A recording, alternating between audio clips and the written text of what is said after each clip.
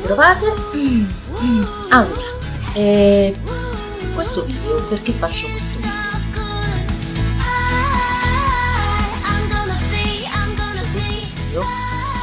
Perché per la prima volta credo che sia giusto dire la mia. Mi sono sempre tenuta fuori dalle polemiche, perché non amo polemiche, ma a questo punto ronda, quindi non farò nomi, non dirò i nomi dei canali, ma è un argomento molto interessante, perché per una volta voglio essere qui.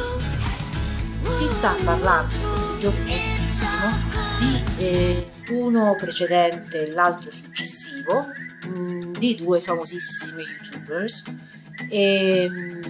con contenuti e messaggi completamente diversi. Quindi partiamo da questo punto.